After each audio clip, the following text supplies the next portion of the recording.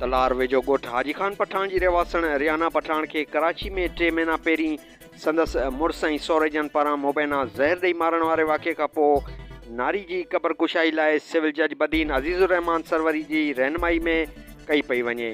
मुबैना क़तल कयल नारी जे वारसनि मां रुखसाना वालिद गुलाम कादर ममताज़ पठाण इल्ज़ामनि ते ॿुधायो त असांजी न्याणी रेहाना खे संदसि मुड़ुस सलीम ऐं सहुरो हकीम ऐं ॿियनि मुबैना ज़हर ॾेई क़तल कयो ऐं 3 महीना पहिरीं लाश ॻोठ छॾे फ़रार थी विया।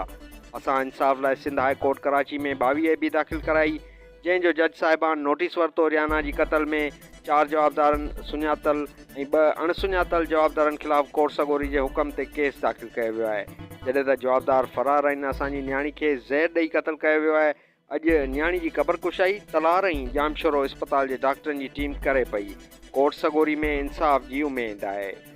रिपोर्ट अब्दुलरहमान समूह, लाड़वाइस न्यूज़, तलहार।